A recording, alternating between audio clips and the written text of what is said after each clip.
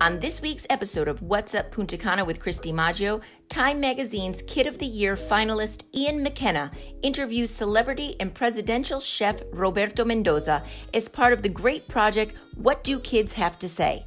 Remote learning has been quite challenging for you. Remote learning has been probably one of the bigger challenges I faced. What Do Kids Have to Say is a show based on teens sharing their achievements, opinions, and struggles, as well as learning lessons from adults who have gone through difficult beginnings and multiple challenges to rise and be who they are today. My name is Ian McKenna, and I am so excited to be here with you today. I'm excited to be with you because it's wonderful what you're doing for others. No matter the situation, no matter what's going on, don't give up. Education is very important in life. You are watching What's Up Punta Cana with Kristi Maggio, una americana italiana en la República Dominicana since 2013. A teacher at heart, but her curiosity has sparked new opportunities. Director, businesswoman, humanitarian, talk show host. La curiosa directora has decided to become the student. Go behind the scenes to get a closer look at what this country is all about. And Cher is here with you. So, if you love everything Dominicana, stay tuned. This is What's Up Punta Cana with Kristi Maggio. Hello, everyone, and welcome to What Do Kids Have to Say, a show that highlights the talents, ideas, and feelings of our youth today, making them the co-host of the show. My name is Kristi Maggio, and today our co-host is Ian McKenna. Hi, Ian. Welcome. How are you today? I'm good. How are you? I'm well. Thank you. So, Ian, you were named as one of the 5 finalists in Time Magazine's Kid of the Year, and which is amazing. Congratulations for that. Tell our audience a little bit about yourself. I am 16 years old, and I am a senior in high school. I'm in Austin, Texas. I really enjoy math and science. My project is I'm a youth hunger advocate, and I've been doing it for 8 years now. When I was 8 years old, I learned about one of my sister's classmates who was struggling with food insecurity because their class was talking about Christmas time around the world and other holiday traditions around wintertime. And one of the girls started crying. And when my teacher and my sister asked her what was wrong, she said Santa doesn't come for us because we're poor and he hates poor people. So this little girl had never had a visit from Santa or even a meal outside of school. So on Christmas morning, my mom, the teacher, and we went out to their trailer and we brought them their first Christmas. We brought them just a trunk full of shiny wrapped presents, a Christmas meal, and even a bike for the kids. And at first I thought we did something wrong because the parents, they started crying. And again, I was 8. I thought we'd done something wrong. Right. But then they came over and they hugged us and they were just so thankful for what we were doing. And I like to say that's when I learned the true meaning of Christmas. Mm-hmm. And at first I thought this was just an isolated incident and it was just the one family who had these issues. And that's when I learned that 1 in 4 kids at my elementary school relied on the school breakfast and lunch and did not get meals outside of school. So I thought to myself, well, I'm only 8, so what can I really do? Mm-hmm. So I try to volunteer at the food bank and different hunger relief organizations who all turned me down because I did not meet their age requirements. So I was thinking, well, if these companies won't let me help them. There's not really anything else I can do. But I started thinking, what other ways could I do it? Because I didn't want to give up on this issue because it was affecting my friends. Mm-hmm. So I applied for a grant to start a garden because I had been gardening since I was 3 years old or 4. And it's something I was actually really good at. Mm-hmm. So I thought, well, gardens have fresh vegetables and I'm good at gardening, so maybe I can start a garden. But because I'd been turned down so much by the nonprofits, I thought I wasn't going to get the grant. I still reached out and talked to Home Depot and put together a wish list for what I wanted. And the grant was for 500, but my wish list totaled over that. And then, not to mention, there would have to be the delivery, like how to get it there and all that stuff. So when I found out I got the grant, I just lost my mind because I never expected it to happen. And I went to Home Depot with this grant, and they gave me everything on my wish list just for the one grant. And they even sent a team of 4 people to deliver everything I asked for and even help unload it. And when those 4 people, when they heard what I was doing, they even decided to stay and help. And it was just amazing to see that these people wanted to support me as well. And that's what really inspired me to want to do this at more schools around Austin. Wow. And so after building that first garden, you have how many now? I have, I believe, 6 gardens. Wow. And you produce this and then you donate the vegetables and all of this to local food banks and food pantries? So originally I was donating to the food bank, but I didn't enjoy giving it to the food bank because I never got to see where it went. Right. One of my main motivators is getting to see the actual impact I have. So I try to find other ways I could help other than just giving the food bank the food to help them help the people, because I wanted to have a more direct impact on people.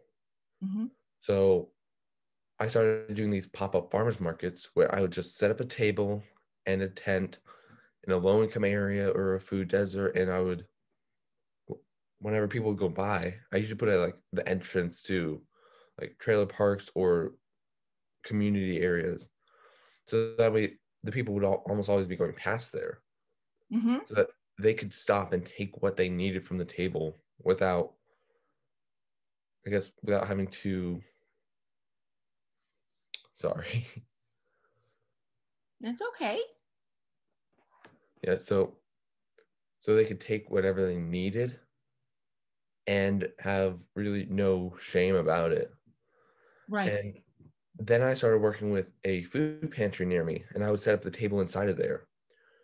And the way that this food pantry worked is the families would get a certain amount of points they could spend based on the size of the family. So a lot of the time, they had a lot of canned vegetables, and the families would take that because I was confused why people were walking by my table at first. And it was because these families, they didn't know that this didn't cost points, because all I said was free vegetables. So they were going by, and I said, until finally I decided to ask someone if they would like some vegetables. They said, no, thank you. I don't want to spend my points on that. And that's when I realized they thought that I was here just as another point, Right. like, place for them to give points. I'm like, no. This table, you can take it without needing to use your points. So that way you don't have to use your points on the canned vegetables. And that's when people really started taking stuff. And they were so thankful, and just being able to reach that many people per day was just, it just made me so happy. And I was even working with the owners of the food pantry to set up a garden in the back of the food pantry. But then Hurricane Harvey came, and the storms from there caused really bad flooding to the food pantry. So they had to actually sell the building and start a mobile food pantry. So I'm not able to really help with those events because it's just a lot harder. And I also can't, obviously I can't set up a garden there. Right. But that experience has really helped me reach out and be able to do more of the pop-up farmers markets. No, I mean, it's no wonder that you were one of the finalists, because from 8 years old and doing that now, and it's just incredible, and I'm so very, very proud of you. So let's kind of talk a little bit now about all of the craziness going on in the world today, and you and school, because I know that that you had mentioned to me when we had talked before, remote learning has been quite challenging for you, because you struggle with ADHD, and you were diagnosed on the autistic spectrum, along with dysgraphia, which makes it difficult to put your thoughts to paper. Can you tell us a little bit about some of those struggles that you're having, that other kids may be having the same at this moment as well? Remote learning has been probably one of the bigger challenges I faced, because with remote learning, a lot of my accommodations just are extremely difficult to be able to use, like extended time with Zoom classes or with technology failing a lot has definitely been difficult. It's also been hard for me because one of the bigger parts of being in person is the accountability. Right. So with remote learning, the teachers aren't able to see exactly what you're doing. And that's something I had trouble with. Then I'd lose focus and get off track, and then my grade would start suffering. So even just before remote learning, it was definitely really difficult for me, just because my school hasn't always been the best with getting me my accommodations. I've had some troubles with them. And with, obviously, like I said, online learning, those accommodations have been just a lot harder to get. Now, on the other end of the spectrum, though, your sister, who also has ADHD, but she has more of a sensory processing disorder, where loud noises and things can cause her anxiety. And so remote learning for her, on the other end of the spectrum, has been a blessing, in a sense. Can you touch a little bit on that? I've seen she's been doing a lot better remote learning than in person. I personally think it's because she actually has less distractions, because she's shy, but when she gets to know someone, she's very talkative. Right. So in school learning for her was just a huge distraction. And now having everything in one place for her and not having to transition has just been wonderful for her. Our guest today is former presidential chef Roberto Mendoza. He has cooked for former presidents Barack Obama, Bill Clinton, George Bush, and even international royalty. He was a chef at the Beverly Hills Hotel, catered the Academy Awards, as well as other parties attended by A-list celebrities. Yeah, welcome, Chef Mendoza. Thank you. Thank you so much for being here with us today for the very first recorded episode of What Do Kids Have to Say? And my name is Ian McKenna, and I am so excited to be here with you today. I'm excited to be with you because it's wonderful what you're doing for others. I mean, when I see your video, when I see your story, and you start at 8 years old helping others, I mean, it's wonderful. The word of God said we have to feed the people. So when God said, and we had to care each other and see somebody like you, it's a blessing to meet you. For me, it's a blessing to be here in your program. It's incredible what you do. When I see that you grow vegetables and get 100 meals a day, I mean, it's amazing. I think the world need more people like you, my friend. Thank you. And yes, I am the chef Roberto Mendoza, like you introduced me, and I'm from El Salvador. And I grew up during the war in my country. You know, people was killing each other uh, like crazy. It was a very hard situation. I grew up without mom, without dad. So when I was 12 years old, uh, you know, I moved to the big city, to San Salvador. And honest to you, sometimes I eat, sometimes I don't. And then I become the student body president for my high school, and then I was the also the student body president for a University of San Salvador. It's which I get kidnapped, and after 3 months, things got the Salvation Army helped me out, and that was the one who moved me to Guatemala. I lived in Guatemala for like a year, and then I was moved to Canada. And in Canada, I went to school and learned French.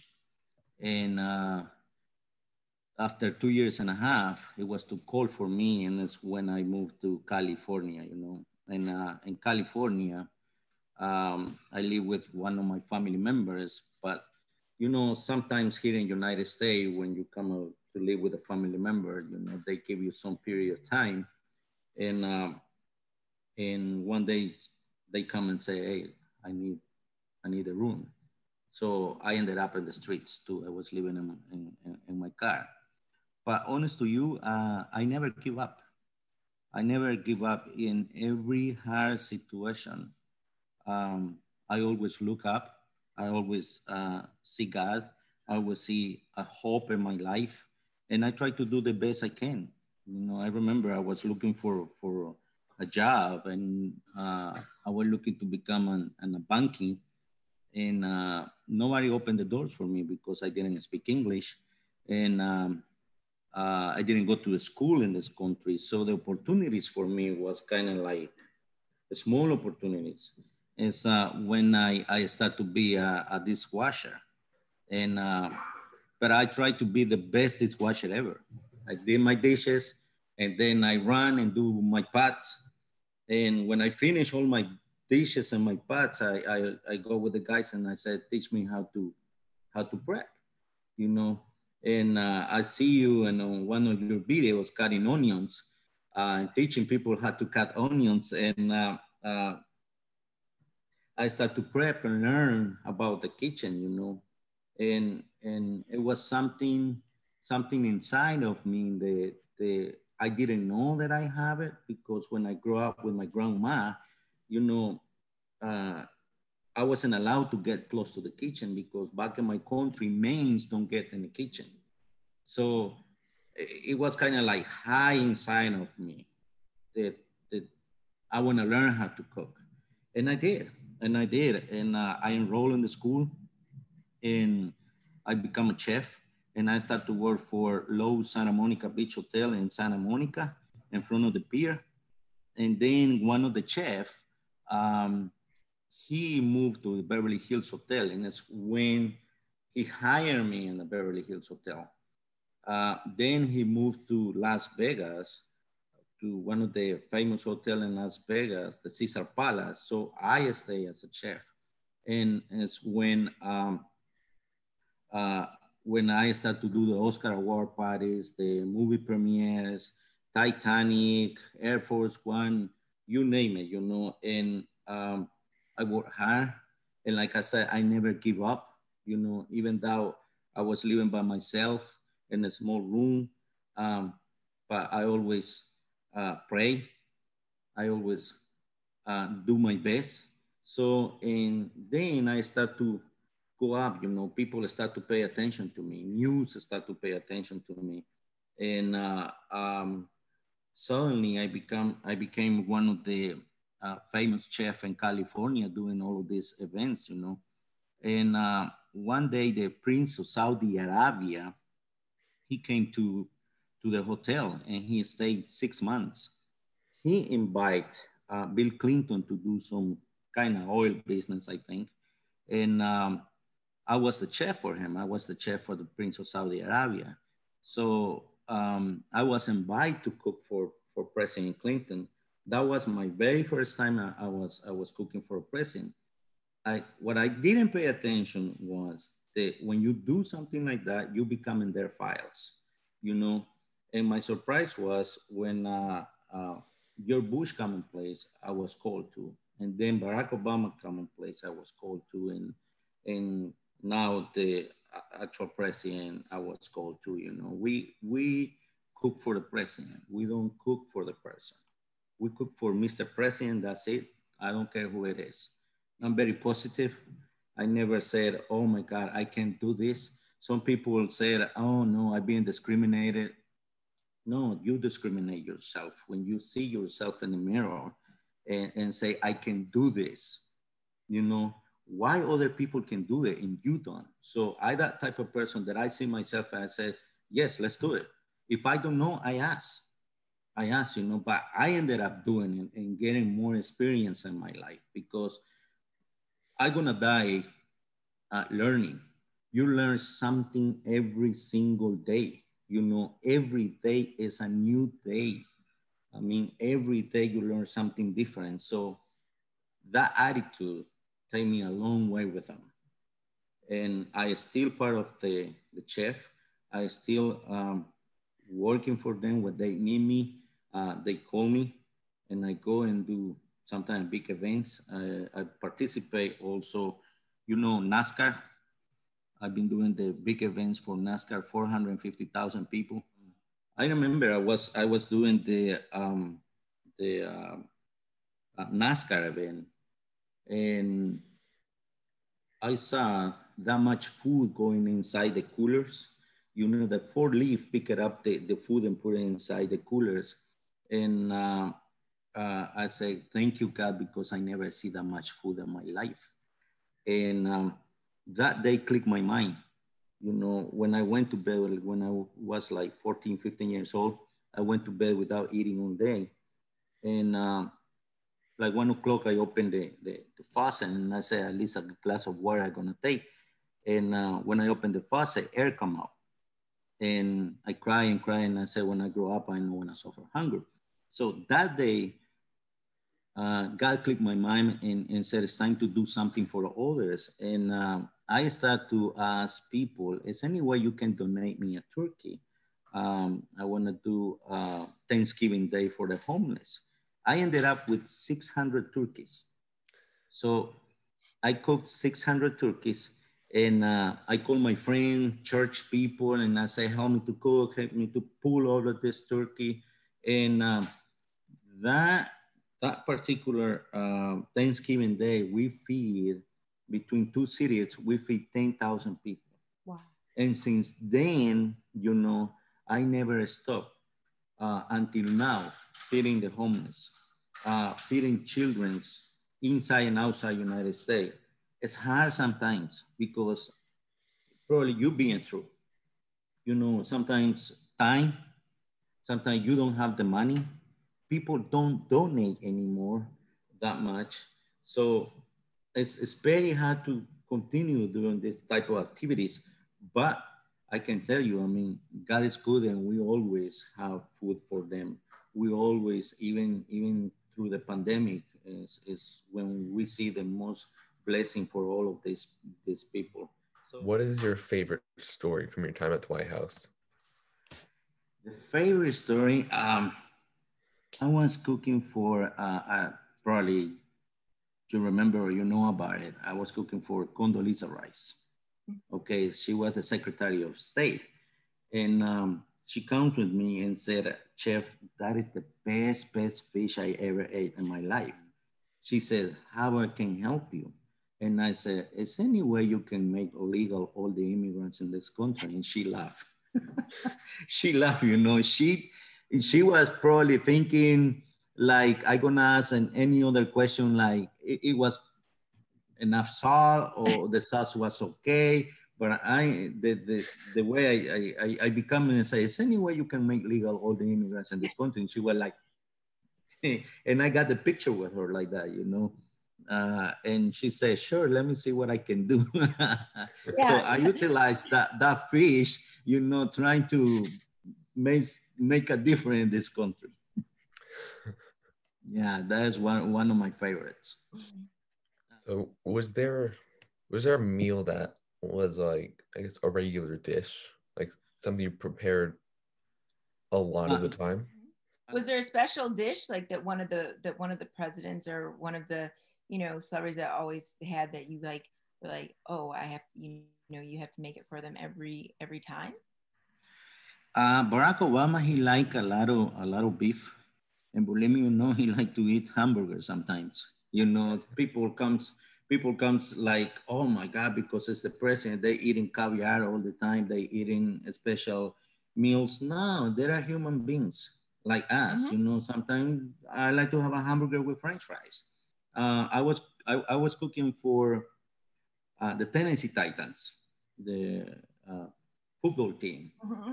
So when I come on place, they have a French chef, and this chef just to cook grilled salmon and filet mignon, all of this is good stuff, you know, caviar. So when I come on place and I saw the players, I put hamburgers, hot dogs, uh, grilled beef. They love it. They love it. I mean, they was like, oh my God, you know, they are young people, players, but in some people's mind, oh my God, they're the Tennessee Titans or the Panthers, and they got a lot of money. They eat like kings. No, it's Mm-hmm. not. No, it's not. There are human beings. Sometimes, like I telling you, sometimes we cook a hamburger for Barack Obama. You Yeah. know, hamburger, French fry, pickle, mayonnaise, mustard. Here, Mr. President, eat. This is what we do. You do so much to help feed children and adults around the world, and you even won 250,000 on a scratch off lottery ticket, which you donated to help feed children as well. What inspired you to do that? A month before that happened, I was in Dominican Republic, you know, and I got a program up there that we feed childrens, and it's called Bayaguan, in a place in like 45 minutes from Santo Domingo. And every year I was with the little ones, you know, we're gonna do this. Uh, and next year it's gonna be better, guys. And so I came back and I was praying. I said, Lord, I can take it no more. I don't have no money. You know, how am I gonna continue feeding these children and people asking me for more, plus the homeless? How am I gonna do it? I mean, I don't know. And I get on my knees and I said, that's it. I give up. I give up. I can't. If you don't support me, I can't. So suddenly that happened. Okay. And in the morning, somebody from Miami, from nowhere, he called me. He said, you know, you don't know me. And I was praying last night. And during my prayer, God told me that he give you what you was asking for it. He says, I don't know what it is, but he says, he give you that. In my mind, I knew what it was. And um, then I said, how do you find me? And he said, I Googled your name and you come in place. And I got your information. That's why I'm calling you. So I called one of my friends and I said, this is happening to me. And he said, do what your heart is telling you to do. Then I called my other friend and the same thing happened. I said, that's it. This is not mine, you know. And I said, here it is. We're gonna continue doing the homeless. We're gonna continue feeding the childrens, and I believe a bigger blessing is coming to my life. So, Lord, here, this don't belong to me. It's hard. It's very hard because, I mean, you know, we have bills to pay. Probably you want to buy a new car. Probably school. I don't know. So many things come to your mind. But when you have faith of what you're doing, and when you have faith that God is going to support you and it's going to give you something bigger in life, um, do it. Do it because you never know what's going to happen in life. Like myself, you know, back in February um, last year, I don't feel good. So to make it sure, uh, doctor said you have liver cancer. So I ended up having liver cancer. So I passed through um, all of this situation, even though when I went to Dominican Republic and I stayed with Kristi in Santo Domingo, I was having cancer. But Kristi didn't notice. I'm not that type of person. I cry. Kristi didn't notice. And so uh, Thanksgiving Day, I got the surgery. So the doctor sit in front of me and said, listen, I'm a surgeon. I'm gonna do my best job. But when I open it up and I touch your liver, if the cancer is spread, you're gonna die. I'm not sure if you're gonna wake up, but I want you to keep in mind that I did my best for you. So, you know, when doctors sit in front of you like that, all your brain goes back and you see your family, you see your friends, you see your life, you see, I mean, everything comes in one moment. And you think, probably I'm not gonna wake up. But the Lord says, you know, when you're being good with others, He's gonna take care of you. So the two nurses came back and said, let me pray for you. She said, I'm a Christian lady and I wanna pray for you. And they pray. So during the prayer, they mentioned the same words that I was mentioning in the morning. And I said, that's it, I'm gonna wake up. That's it, I'm gonna wake up. I'm gonna come back in life. And um, here I am. Believe me, it was a tough moment, but God is good, I can tell you. It's amazing because and thinking back, Ian, like it was what, in August when you were in the Dominican Republic, and you know, to think at this point in time, and I was like, why did you not tell me that you were not well? I had no idea, and you know, it's just an amazing testimony of the person that you are, and just how much you just love what you do, how much you love people, and ever since I met you, it's just one incredible story after another. So you are a blessing. What motivates you to continue your work? It motivates me, you know, especially now when I go around the city. Uh, Now Charlotte is called the 10th city because the coronavirus closed the shelters. And all of these people it comes to live in tents around the city.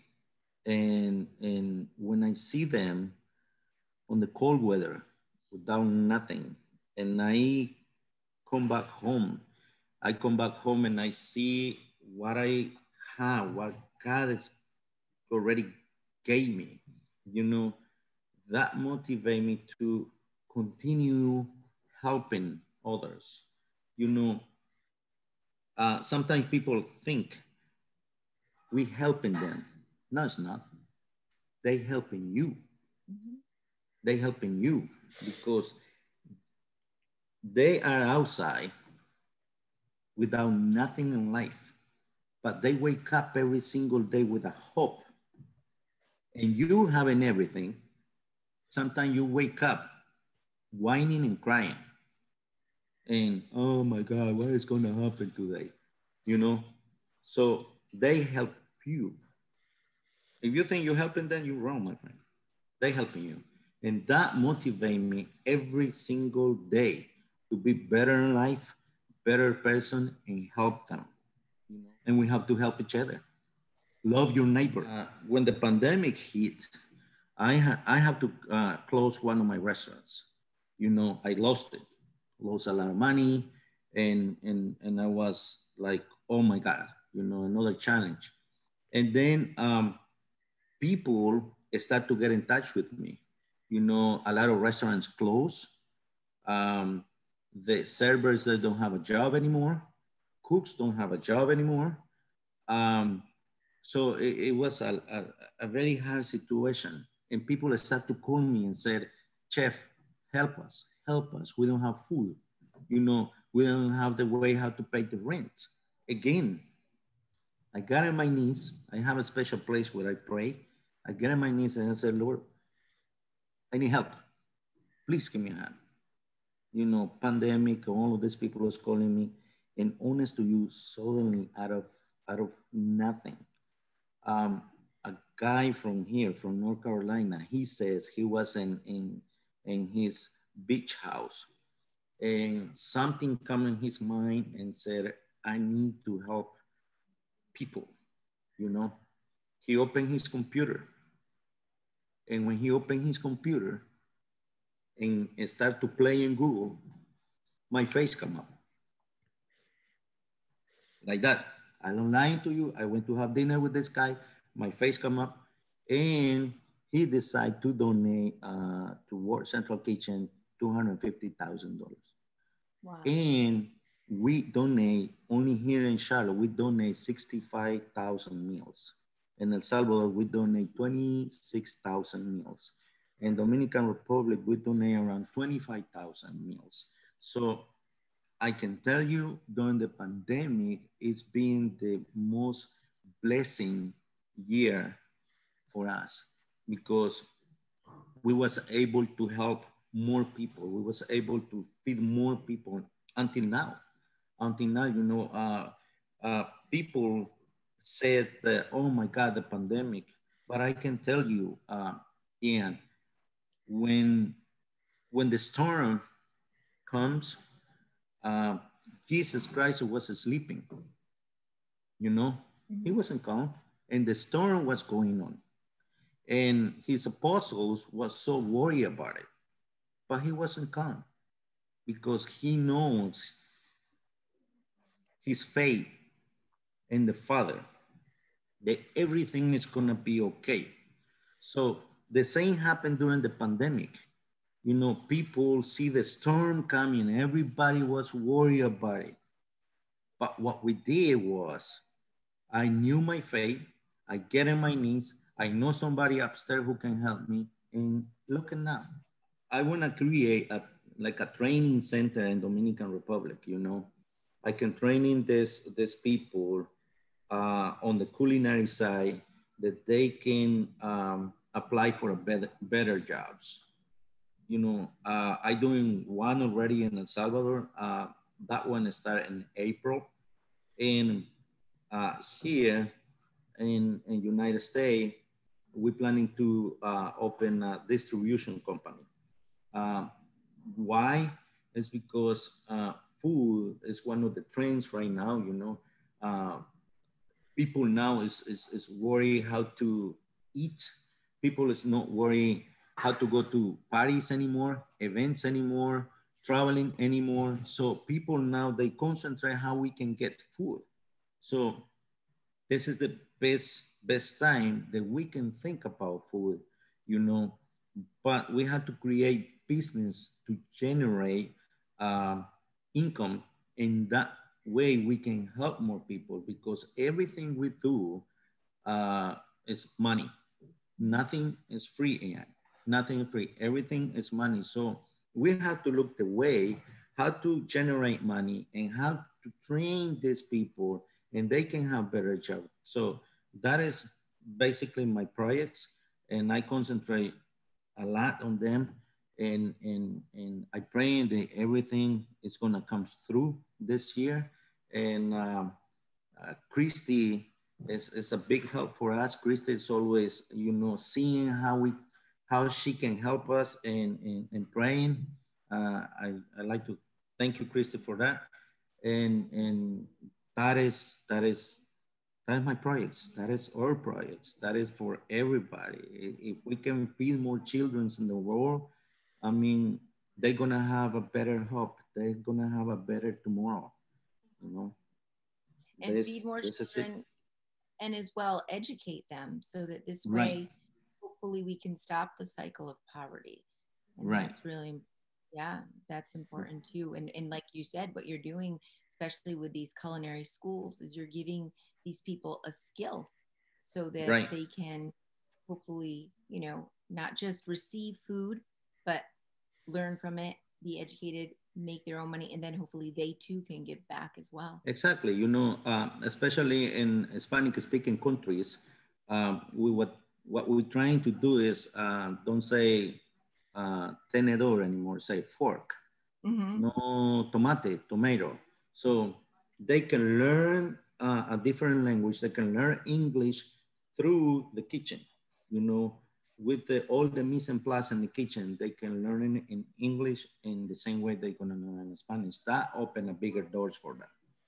How can people get involved in your humanitarian efforts? It's easy. It's easy. They can go www.thechefheavenskitchenusa.com. Okay, and that is the link, and they can donate through that. You know, www.thechefheavenskitchenusa.com, and they can help me. I mean, $5, $20, whatever they like. You know, with $5 we feed two people. In closing, I want to thank you for being here with us today. And I would just like to ask one last question. Any question, Ian? I'm here for you, my friend. If you could say anything to teens or children struggling today in school or at home, what words of wisdom do you have to help them at this moment? One thing that I can say is, one, no matter the situation, no matter what's going on, don't give up. Don't give up. You know, education is very important in life. Uh, the more knowledge that you have, the better it's gonna be for your life. Even one of the biggest personalities in the Bible, um, he God comes to him and God asks, "What do you like for me to do for you?" And he says, "Give me knowledge." Because with the knowledge, he know he can conquer the world, you know. And there was King Solomon. Okay, so I can tell, don't give up. You know, get knowledge, the most knowledge in the school, because that knowledge is going to help you to conquer the world. That knowledge is going to bring you bigger in life. Like myself, you know, I start doing dishes, but then teach me how to cut vegetables. And then I was getting knowledge for my brain. And I know it's a very hard situation at this moment, being inside the room, taking class online, but you know, relax. It's almost over, you know, and keep doing what you're doing. You know, help others, help your neighbors in the same school. You know, if somebody, they don't know how to do 2 by 2 equal 4, uh, help them, help each other, because this is the moment to help each other. And don't give up, please. Don't give up. That's true, and that's very key, you know, for a lot of children, a lot of adults, right? Right, So I mean, right. it's one of those things. Keep on going, believe in yourself, believe that you can. And like you said, a lot of times the best way to make your own situation seem better is to help others. Wouldn't you agree, Ian? Yeah. Exactly. Yeah. And So thank you so much, Ian, for what you're doing. You know, I believe the God is gonna bring you to do bigger things. You know, You never know. You can be the next president of the United States and really take care of the people. Mm-hmm. So just That's have faith in then what you're doing. Then you can go and cook for him. Please. I'm gonna be a little bit old, but I will do it for you, my friend. Mm-hmm. Yes. Thank you so much, Chef Mendoza. So grateful, so blessed to have you here. Thank you for taking your time to be here with us and do this first episode. My pleasure, Kristi. It's always my pleasure. You know, I love you so much. You are one of the most wonderful person, and thank you for what you're doing in Dominican Republic, what you're doing here in United States too, teaching all of the little ones in that country. You know, giving a better opportunity of life. God bless you, and it's an honor to be in front of you. Thank you so much. And here I am. Anytime you need me, I'll be here for you and for you, Ian. Thank you. What do you find most, what do you think is most inspirational about It was just all really amazing. Good. What do you think teens today have the most difficulty with? Some teens have problems with kind of all the time. It's just school. Mm-hmm. Things. I know personally, I have a lot of trouble balancing my work and my schoolwork and life. And what is it like being on the soccer team? I can really only speak for how it was last year. Mm-hmm. Because this year it's just been really, really weird. It's definitely a lot of fun. Mm-hmm. Obviously, due to lack of experience, I don't get a lot of playtime. Right. But I still really enjoy it because it's the reason I chose soccer, honestly, over any of the other sports.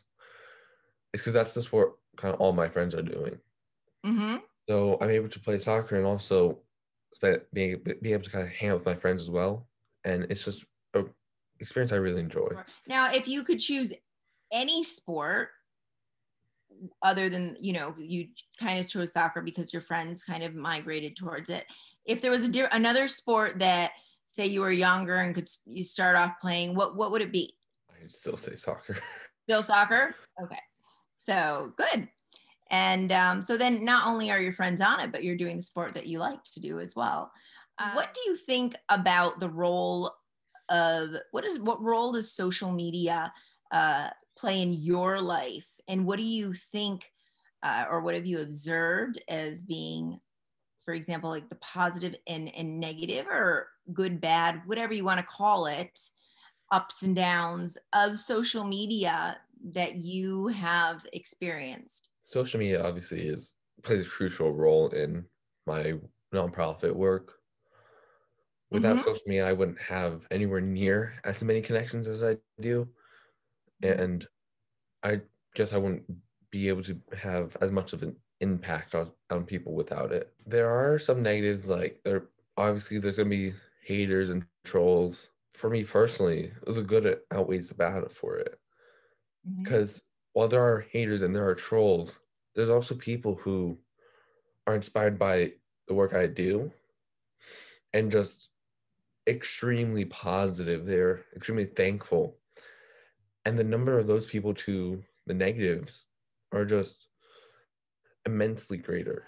Have you been exposed to or experienced regular bullying, cyberbullying, or your friends have experienced it through social media or in school in general?